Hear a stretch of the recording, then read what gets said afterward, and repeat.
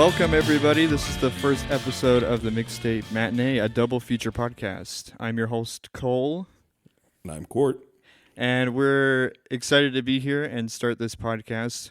The idea behind the podcast is we're just going to talk about 2 albums or 2 movies each episode and just discuss them.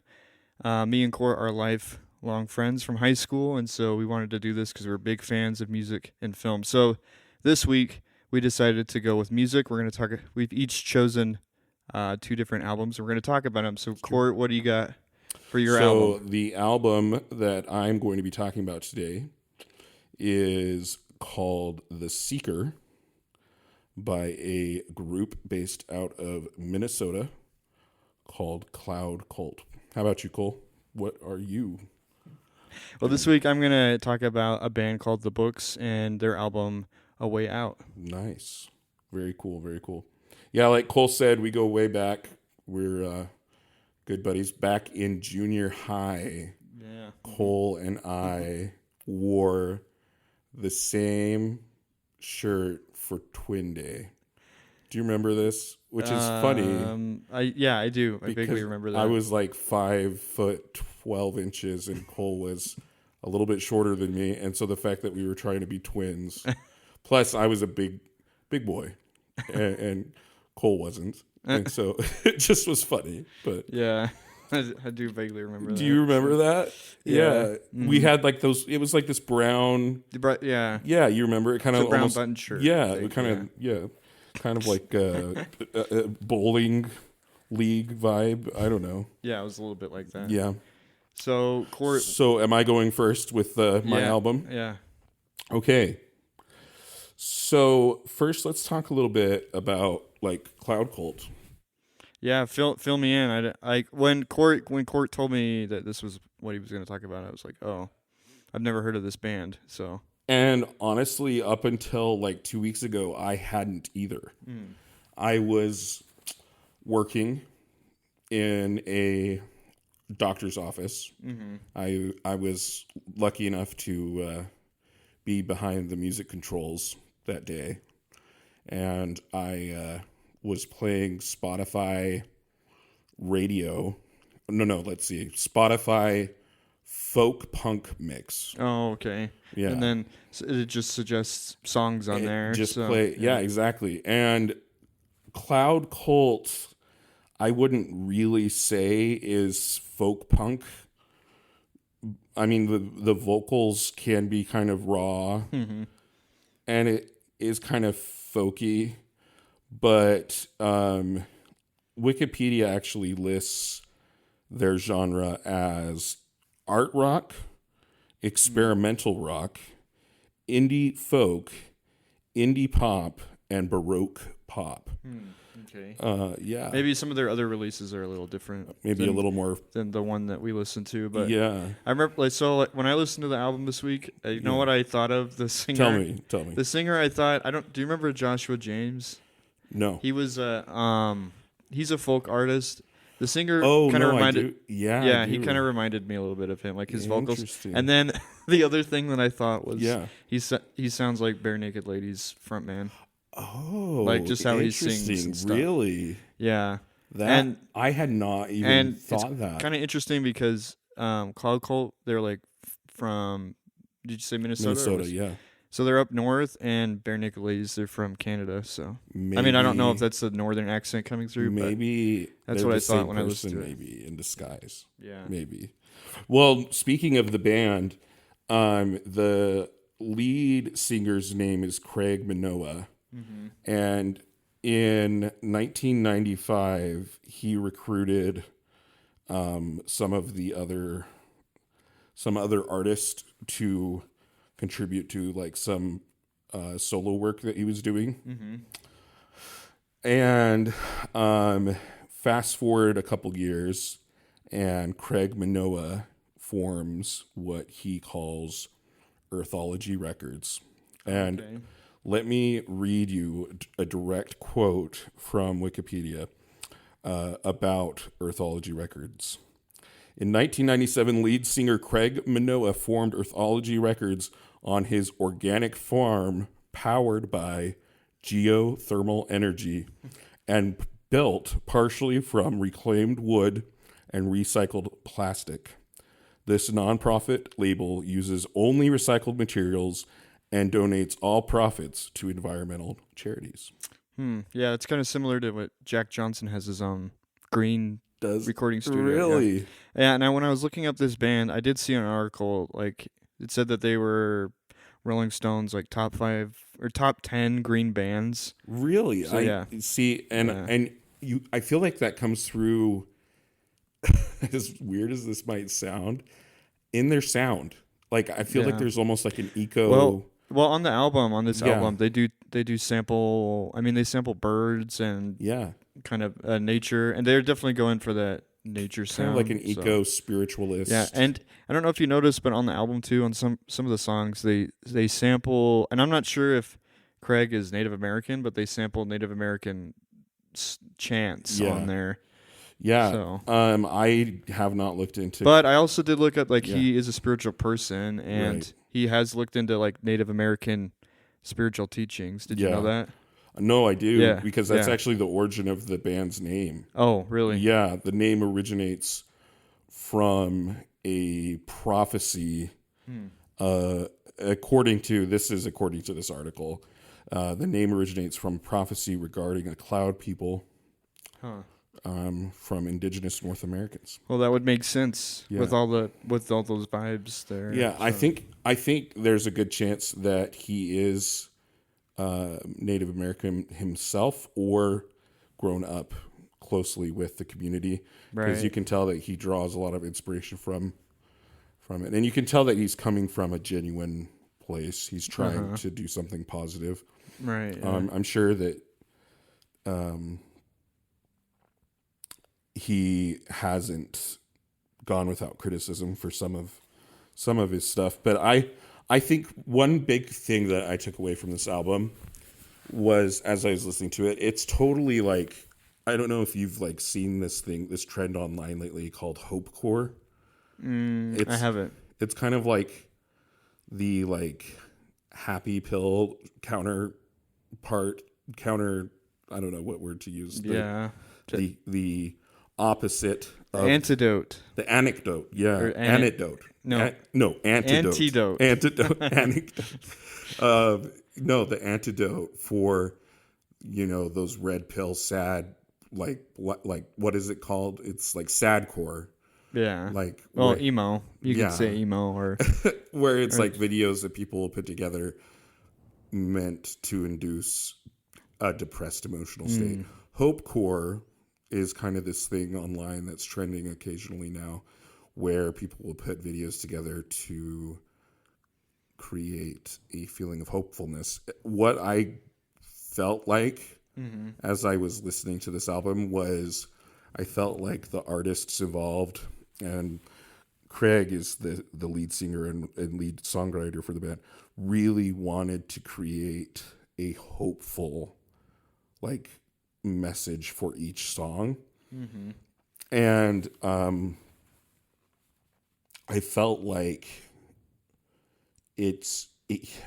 I was listening to an interview actually where he was talking about a different album, but in it he referenced wanting the album to be medicinal or therapeutic in some way for the fans. He said, I don't care if the critics are going to like it or not. I'm writing these songs for the fans from I think he used the word medicinal standpoint. So I think he sees his songwriting as an avenue for healing, which I think really comes through in the song, in the albums. I noticed that a lot too with his album. lyrics. Yeah. His lyrics are very hopeful and Yeah. kind of like a pep talk, but like to talk you up. I definitely realized that when I was listening to it. And did you feel like, because one of the contrasts that and I know you haven't introduced your album yet, No, but one of the contrasts that I was kind of drawing as I was listening to them was like, I felt like his album was very sincere to the point where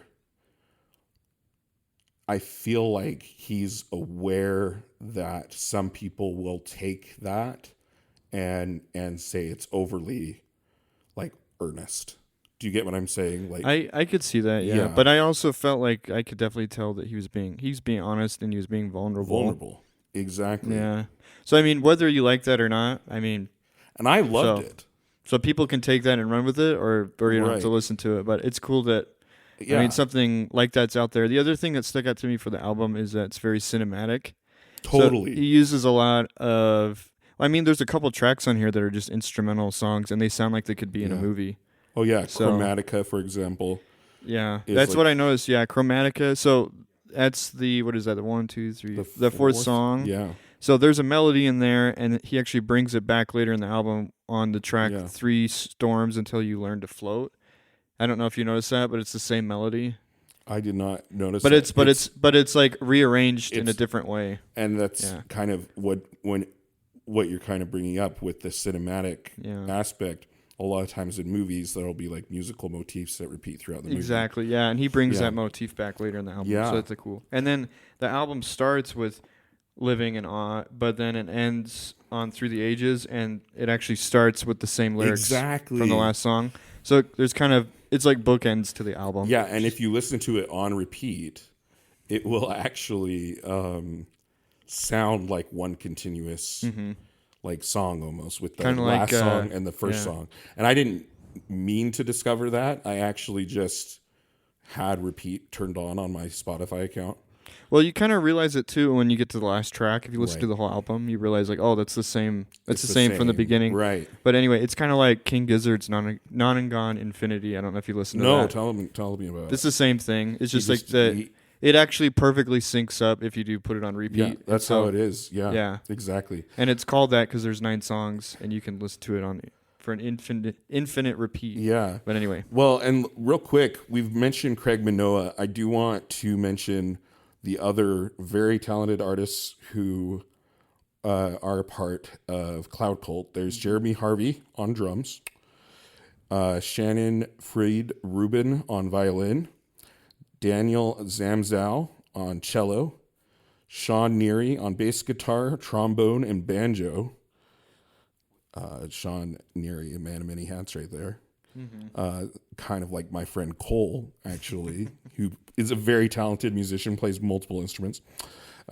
Sarah Elhart Perbix on keyboard, French horn, trumpet, another many-hatted fellow there, Sarah.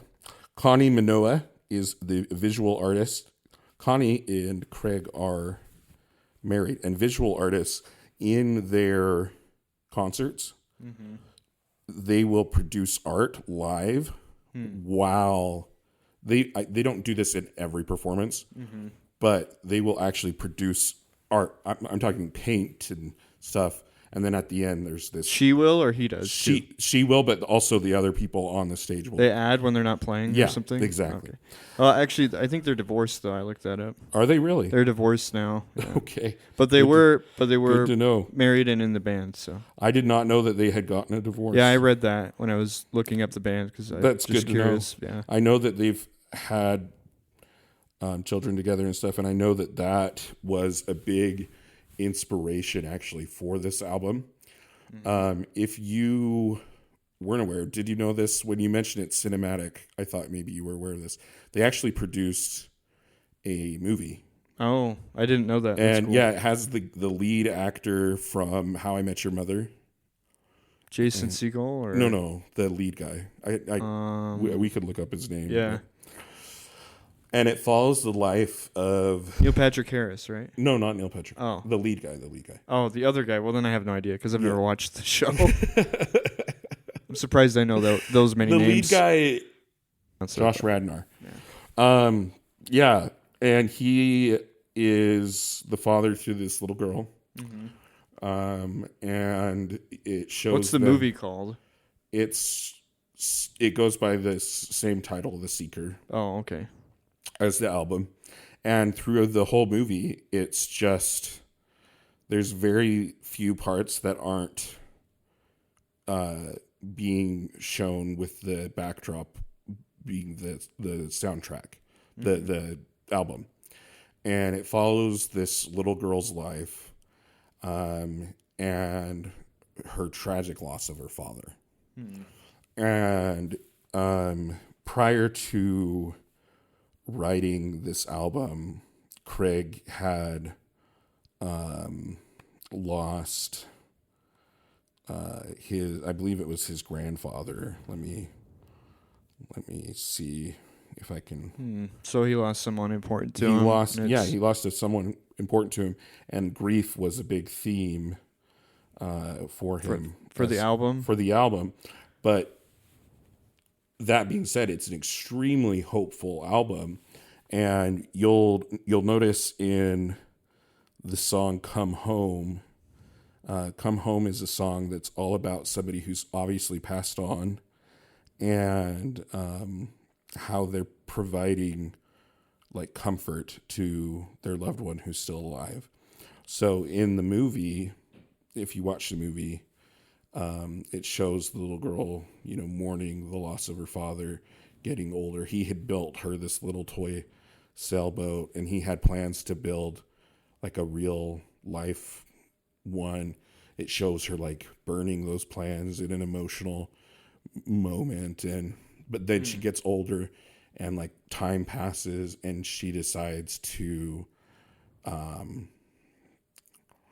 paint a boat in the same style as the boat that he had designed, and it's a special moment. And then, I mean, I'm telling spoilers. So spoilers. Spoilers. If you want, you can pause the episode You can pause. come back and listen to this after you watch the movie. There's this moment where you think maybe she's passed away herself, and she goes and she sees him, and it's really touching, and then she opens her eyes and she's still alive, but it's been this very, spiritual experience for her, comforting experience for her. And the soundtrack, like I said, for the movie is the album.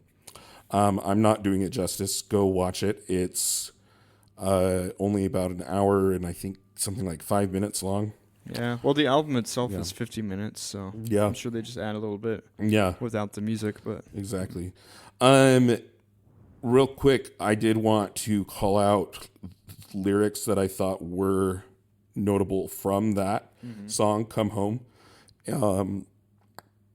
It says, "I gave my bones back to the trees, so when you hear the breeze, you know I'll never leave you." And it goes through and it says, like, "I gave my skin to the prairies, I gave my soul to the wind, I gave my heart to the galaxies." It's a very poetic, beautiful song.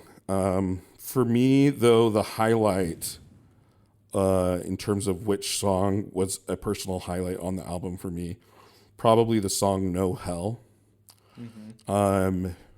For some reason, that one just really spoke to me. And it's one that I found myself returning to.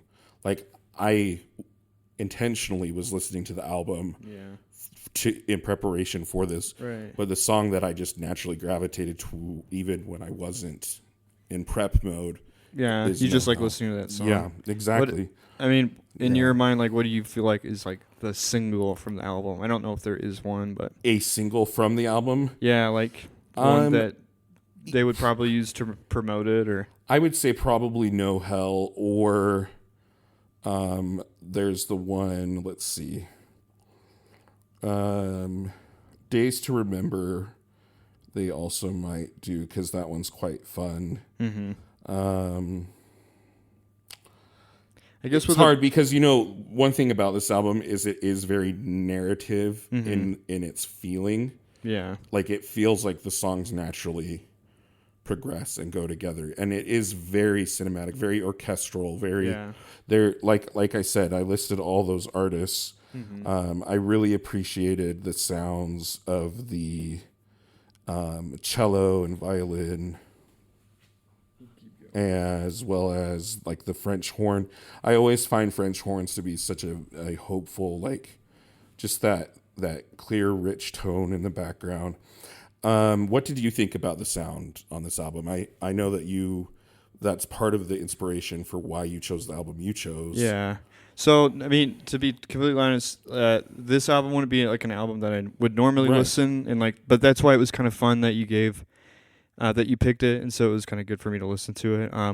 But the highlights for me, I mean, I like the second track to The Great Unknown. So that's like pretty much the first song because the first real song because the first track on the album is kind of like an instrumental. It's kind of an intro. So, yeah, there that's are a few lyrics, but it's mostly yeah. So that one I liked a lot, but I honestly have to say my favorite song is probably The Pilgrimage because that's probably I come from a rock background, so that's Yeah. probably the most rockin' the one. most rock. And they really and there's a riff on there that they go pretty heavy on. So Yeah. it's probably the heaviest song. So if you're into heavy music, I'd probably suggest people listen to that one.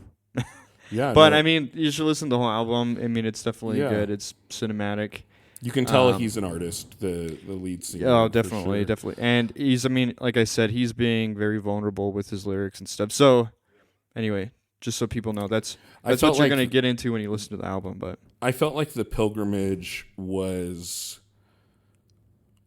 I felt like it was a father and a daughter talking, and I felt like the daughter was kind of saying like my interpretation of it. Anyone can have their personal interpretation. Right. Was it's a daughter who is trying to quit a habit of some sort, whether it's drugs or alcohol or whatever it is.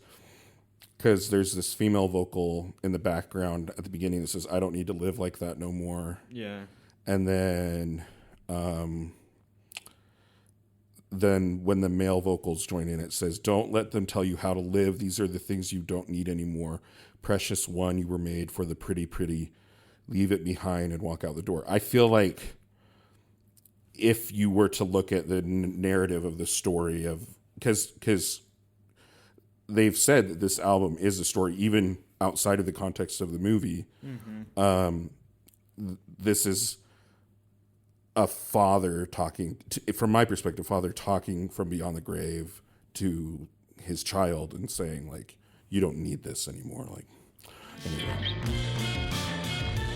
Hey guys, during the show, we just wanted to highlight some of the local bands in the Idaho and Utah area that have released music, and so I thought I would just plug some of those bands and their releases. From Utah, we have a band called Mordecai Tempo with their new single Modern Dog. From Boise, we have Plum Vision's single Have It All. Also from Boise, we have Floating Witch's Head, their single Moving On. And we also have some new singles from Blix with their song Bobcat. And there's also a new EP that just came out from an artist in Utah called Jacob T. Skeen. And you can find all of these songs on my current listening playlist, which I will also attach to the show notes for the podcast. So if you like to listen to local music in the Utah and Idaho area, make sure to follow that playlist.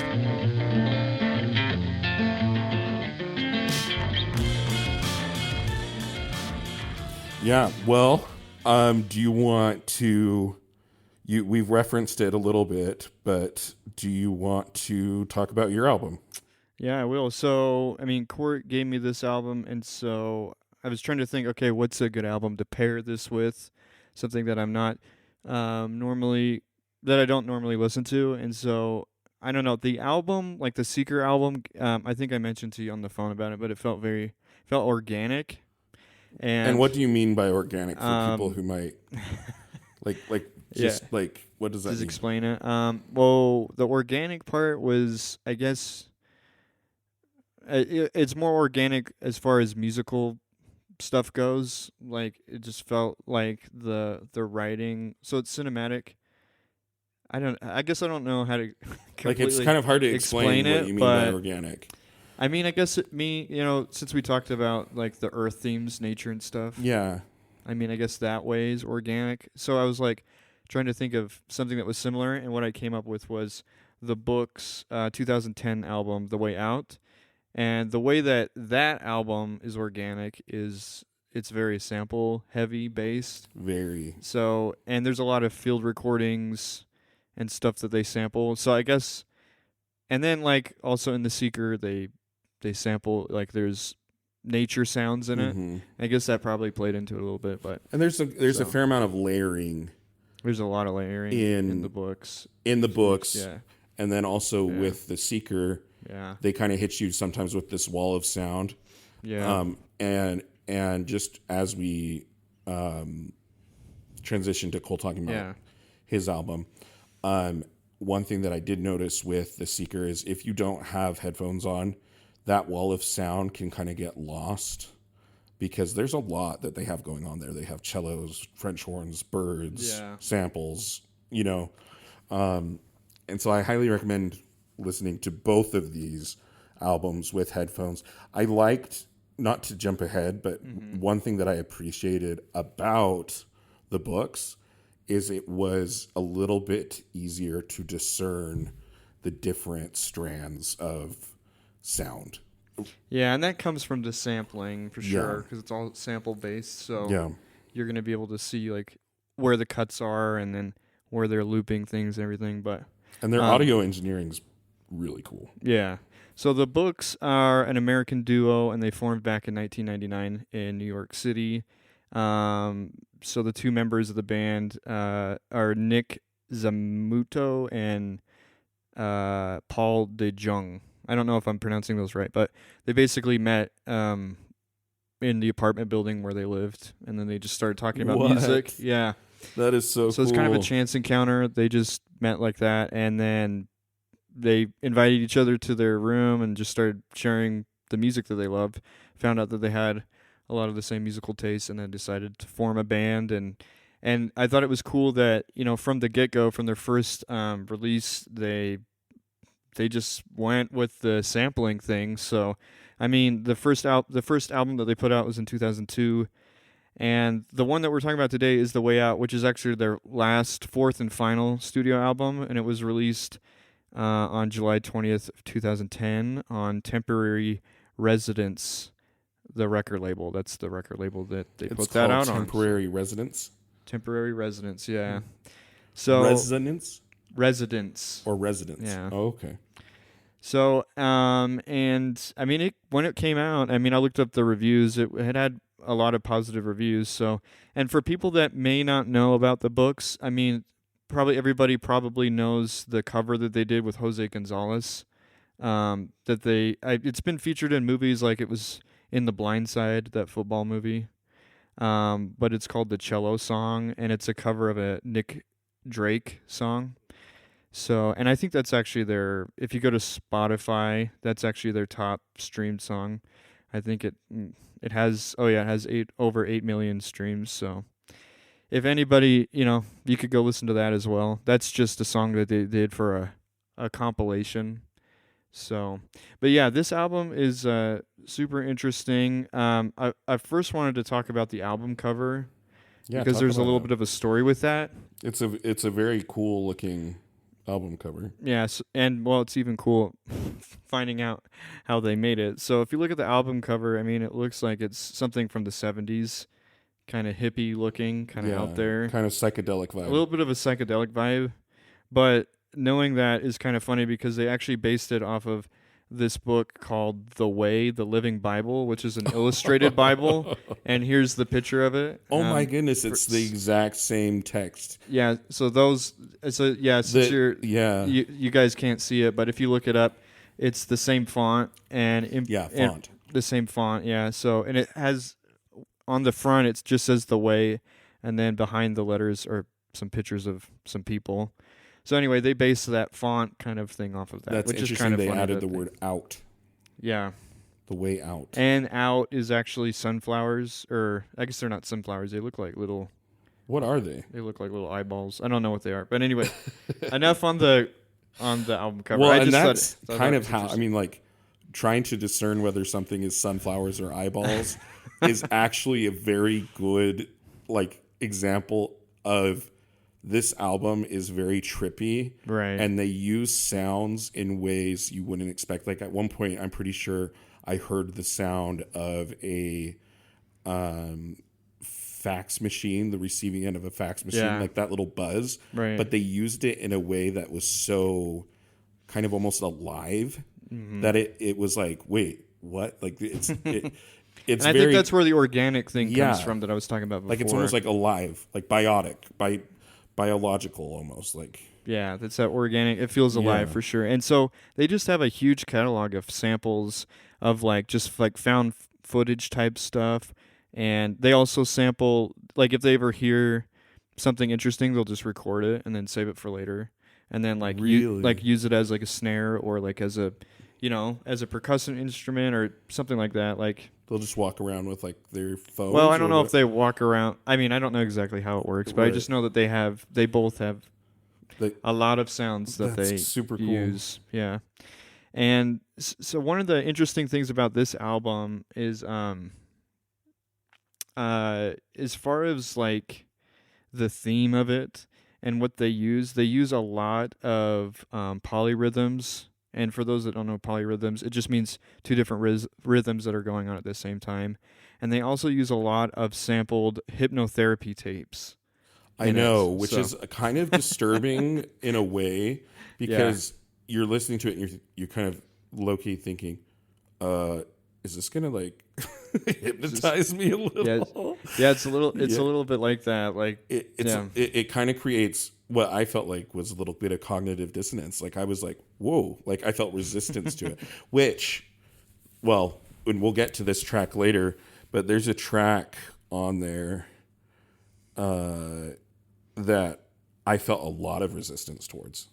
like you didn't like it. Not that I disliked it, but I felt like they were trying to evoke, Something out of you. they were trying to make you go, whoa, because Oh, what song? it's the one that says, I want to be a boy. And then it says, it samples the little boy's voice and he's saying, I'm going to kill you. And I'm going to, do Oh you know yeah, which one I'm talking? yeah. That's actually the most famous one Is from it the called A album. Cold Freezing Yeah, Night? yep. It's their second most streamed Yeah. song on Spotify. I think Kind of that interesting.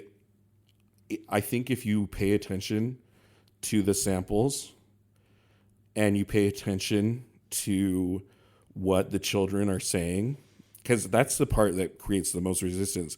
These children are saying like horrible. Well, they're being really violent, and I'm Yeah. not sure where they found the audio. It sounds like No. just Yeah. like from, I don't know. Sounds Yeah. like something from the 80s or the 70s. Yeah. Like it's an old recording, but yeah, it's kind of weird. And I think it creates this feeling of extra dissonance because you're like, whoa, a child is saying this stuff. And I think that they were evoking that on purpose. I think that this song, if I'm being honest with you, like not to go too deep, but I feel like it is supposed to embody like a culture of violence and male, like specifically like male violence, because interposed between these like violent statements that this young boy is saying is this little girl saying, I want to be a boy. And then like, I Well, don't there's know. also some. I mean, the track is kind of very cartoony too, which kind of relates back to Yeah. the innocence of children. Yeah. So, but the other thing that I thought was cool, like halfway through the song, there's like this cool little harmonica sample that they throw in there, and then I don't know if you noticed too, but they used elk screams in there, like the call of an elk. It's In very this high. one, Yeah, it's very high pitched. I Um, didn't know what it yeah, I was. was like, it's kind of fun listening to this album because you hear all these like little tiny things and you're trying to figure out what is that Yeah. sound. Anyway, I'm pretty sure it's an elk scream that's in there. So yeah, it's very layered, and a lot of people have criticized the books for, people just think it's random, but they have said it's very not random. Like when we put these samples together, they're very tight, they're very controlled. Like this Yeah. is how we want things to sound. I, yeah. On that note, I think you can feel the intentionality, especially certain tracks, you can feel it. Yeah. And one of the tracks, I mean, that's probably one of the reasons why it is one of the popular tracks, is that intentionality and tightness is there with A Cold Freezing Night. Yeah. That even though you might go, oh, these are kids talking about horrible crap, oh, and that harmonica sample in the background too, like you were saying, is very nice. Well, it kind of it's a little subtle, but then all of a sudden there's a part where everything goes out and it's just the harmonica for a second. So it's kind of fun. But One of the other tracks I wanted to talk about is the third track. It's called "I Didn't Know That." I like that a lot because they use a lot of voices in that track, a lot of sampling, and they edit them so much that they actually use the voices kind of as a bass part, almost like a bass line, almost like the voices are playing the bass part. So they go down in tonality and go up, kind of like playing notes on a bass. I don't know if you caught that, Is but this the one where they take that woman's voice and they shorten the like words so oh short? yeah, they sample the very very It's tiny just cuts. Yep, yeah, just and like that. and Yeah, then they drop the like you said, the tone way low, yeah, but you still can hear her, yeah, and so it's yeah. like it's a very interesting effect. Yeah, it just sounds like a bass line, which I thought It's was like kind of crazy. uh, Yeah, and then the other one that I wanted to talk about that I really enjoyed was "I Am Who I Am," and it's a very upbeat song. But I like the phrase. So a lot of the voice parts that they use in this, they also will throw on a bass drum, and so like the rhythm, the cadence of people talking, they will match the bass drum with that. I don't know if that makes sense. So like when people are talking, like a rhythm of how people are speaking, they'll add the bass drum. that is That super cool. and it's like it's not all the time. They kind of throw it in there a little bit. Anyway, I just thought that was cool from a musical perspective and like a creative perspective. Like You anyway, know, and I'm about to say something that it probably isn't as deep as I think it is, but I've heard people talk about jazz and say it is musical instrumentation made to sound like conversation. And to me, what this album felt like was the inverse of that. Conversation made to sound like musical instrumentation. And yeah, so yeah. No, I could in a way definitely see this felt that. like the anti-jazz, but not in a bad way, but like it felt very cool because they take these mundane sounds, these mundane conversations, and they splice them, sample them, shrink them, Yeah, truncate them, raise them up, lower them down, and it's you're met with this cacophony and symphony of these layered parts, and it tickles the curves of your brain, man. Like as you're listening to it, you need to use headphones. If you don't use headphones, you're not going to get the effect. well, a lot. I mean, another reason why I picked this and paired this with the Seeker is because well, like anyway, just what you were saying about.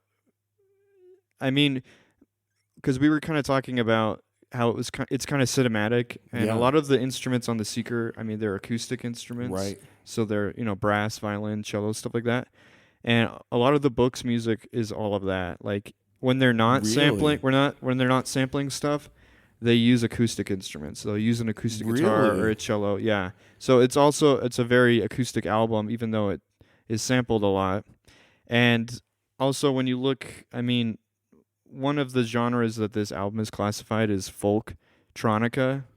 So I mean, it's a very electronic mm, album, but it's folktronica, so it's like I get not that. electronic, but they're using acoustic instruments. Anyway, I when you told me that you've been listening to a lot of folk inspired Punk, things yeah, like The Seeker, that was another reason why I thought that this would be kind of a makes cool sense. opposite, Yeah, coming it's juxtaposition. folk, but it's also electronic. Yeah, and So I totally anyway, get that. that You know, was that was another reason why I that picked this makes album. sense. So That makes sense. The one thing also that I felt like was a overlap between the two albums is they both feel in a way like self-help albums.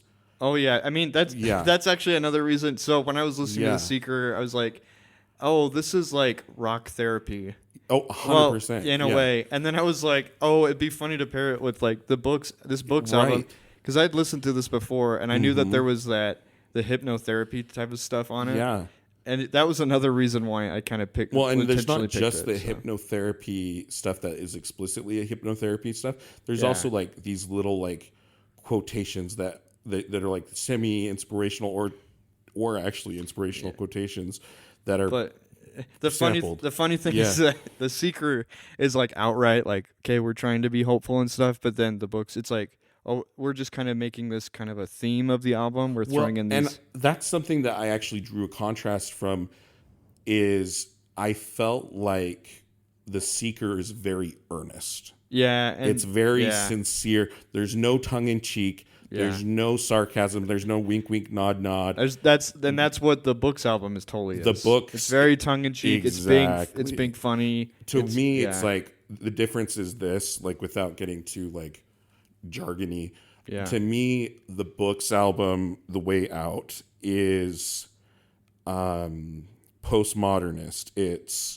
It's self-aware, and it's kind of in a way making fun of itself in its self-awareness in a way.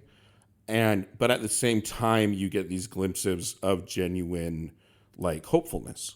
yeah. Whereas with And the maybe they're being Seeker, very creative too, and so creative. very intentional. Yeah, with like so intentional. all the samples. Right. With the Seeker, to me, the era that would represent isn't postmodernism or even modernism. It would be romanticism, because it's this person approaching life as this grand adventure and trying to instill hopefulness in you. And it's very earnest, and it's very like the whole thing with postmodernism is it rejects like grand narratives. It rejects like structures and stuff like that. Whereas with this romanticism, it embraces like the ideas of like a grand narrative, like your life has this overarching theme. And I felt like that juxtaposition really exists, and yet they both could be classified as rock therapy.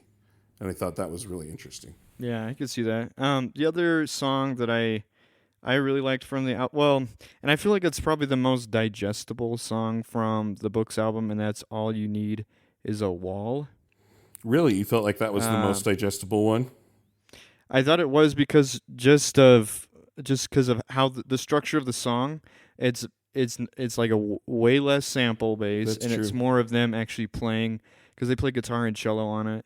There's some violins, and I think There's some singing. one of them, I don't know if both of them sing on it, but they're not sampling anybody with the vocals, and it's structured like a song. Like there's verses, there's choruses, but it's a very folky song because of Yeah. that. Anyway, I thought that was the most I digestible think you're right, song. actually. Like, if you didn't like all of the weird sample-based stuff, that's a pretty good one. Or Or also the other song that's pretty easy Yeah. is the Free Translator. that's what That one's easy because that one's singing guitar, and then there's trumpet parts thrown in there. and I'll be honest, that's the highlight of the album for me, Oh, yeah. because to me it's almost like I could see that. It's probably the closest song to The Seeker than anything on that album. yeah, but also it feels like it's the payoff. It feels like this album, because it's near the end. I think it's the second to yeah, last song. and it's exactly, and it's kind of like you've had a lot of sounds and things that have created tension and release, and kind of building up this. I don't want to say tension, but kind of just this consonance. This, you get what I'm trying to say? There's a lot going on. Yeah, Yeah, there's a lot going on, and then suddenly it drops into the Free Translator, Yeah. and it's just this peaceful, kind of serene, folky, Yeah. and it feels like it's like, oh, that's the Runner High. Yeah. Do you get it? I definitely get that. The other interesting thing on the album is they sampled that quote from Gandhi. Did you notice that? What was the quote? I don't remember I'd have to look it up. Oh, but was it's it the one that says it's a wonderful phrase by Gandhi. That's the track name, but it's just basically him. Is that the just one where talking. he says like, in the midst of all these things that change, I am ultimately an unchangeable thing. Yep. Yeah. Yeah, it's just kind of talking about I that. butchered Kind of about it, but yeah. about life. It's kind of philosophical, Yeah. but the interesting thing about this, like I said before, this was the Books' last album. And I don't know, I haven't looked into I haven't read the band history or anything, but I wonder if some of the themes of hypnotherapy, some of the the title of the album, The Way Out, like getting out of this thing, I wonder if the band members were tired of the books and they were ready for a change. Interesting. I mean, I don't know. I might be projecting that, but No. a lot of that, I wonder if that just happened yeah. organically, and then they were like, okay, we're done now. We Yeah. made this album, and I don't know. Well, and you know what I felt like is we keep talking about it as being self-help rock or whatever. And it is, but at the same time, it feels like a critique of it, because this is what I think. At the very end, it almost kind of highlights a darker aspect to the hypnotherapy and the self-help industry, and that's because it says this part where it says you are surrounded by the garbage and you take it all in, and it's kind of like, to me, the message that, and then it says at one point it says you will have this trigger word which will be food. Yes. And every time you hear it, you will consume and consume until any feeling of self, what does it say, caring about your self-image goes away, and you will just continue to eat and eat until you're like as big as the world or something like that. And I think what's interesting about that is, I think what it's kind of highlighting is that, and I could be wrong about this, but I think it's highlighting how sometimes the self-help industry, it can be kind of, a opiate to the masses to be, and this is coming from somebody who is very much pro therapy. Mm-hmm. So do not get me wrong. But I think what it's saying is, like, sometimes we are therapized to be complacent about consumption and to be complacent about the garbage. And in fact, the self-help that we are sold sometimes is a message of consumption. You will be made whole by consuming. You will be made whole by taking things into yourself. And I thought that was really interesting. I don't know, maybe I'm reading into it. What do you think about that? I mean, I think that the dark tone was always there, like from the get-go of the album. And I don't know if they were what they were trying to say, but I think they probably just found these tapes and they were like, this sounds creepy. Right. Let's use it. It's like, because it does sound creepy. It sounds like this is very bizarre. Yeah. That people would get into this and that people would buy these tapes, and which sometimes people need something, and so they're willing to pay money to, kind of like Tony Robbins, like people like that, where like they make money off of people in their insecurities. But it's ultimately consumerist. It's consumerist for sure. Yeah. I'm sure, like I said, I think they just thought it was funny and creepy, and they wanted to use it. But they're also very intentional. I'm sure they were very intentional, and I think it. I don't know what their thought process was. It would be interesting to talk to them and see what they thought. But. Yeah, I can't read their minds, but to me, what I took from it was a question, and that is, what is the role of therapy in a society that is broken, in a culture that isn't working, in what's the phrase that you'll hear sometimes, in a late stage capitalism like society. To me, it was like saying, like, at the same time that it tries to instill some genuine moments of hopefulness, there's this darker element where you almost feel like it's like it keeps referencing like this dark orange liquid being put in your body, and like it's just like it feels very invasive in a way. Yeah. Oh, there's even a part where this guy voice says, "I will try to be as uninvasive as possible," but I'm not saying it very well, but implying he's going to be invading you, kind of. Yeah. And then ultimately, like, to end on the note where it's like, I don't know, and maybe I'm hitting this point too hard, but it felt like, I don't know. Do you get what I'm saying with the consumerism? And I get what you're saying. Yeah, because a lot of the sounds are very industrialist kind of sound, like not industrialist per se, but like computer tones and fax machine sounds, and like there are the folky elements of it, but there's also like what do you call it, folktronica? Like it's like, when you listen to it, it sounds electronic, but it's not. Like it's these are just regular noises or acoustic instruments that they splice up so much, and then they they do exact sampling anyway, and I think that might be where the electronic feel comes from. But Yeah. anyway, this week was fun. I enjoyed listening to these albums and then discussing it with you. Yeah, that was really fun, Cole. One thing before we end, I do want to mention one last person who was on the album that I think I accidentally missed before. Jeff D. Johnson. For the Seeker album. Well, yeah, provided auxiliary vocals. I said everyone else. And yeah, is there any final thoughts? Like these are some questions that I had as I was listening to the album, Cole. Yeah. I know you're gearing up for this to be about the end of the podcast, but just real quick, if you're okay with me asking you these. Oh yeah, sure. Yeah. So first of all, how did you discover the books?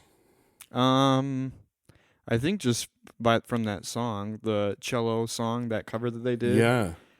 I mean, it was a while. I'd never really gotten into them until a little bit later. But I mean, it's probably a few years ago that I finally kind of looked them up and okay, what are these guys about? And found out they're all. I mean, all the albums are just sample based, and I thought, oh, that's a really cool way of songwriting. I mean, it's very hip hop in a way because hip hop's created through samples. Yeah. But it's not like that. It's instruments.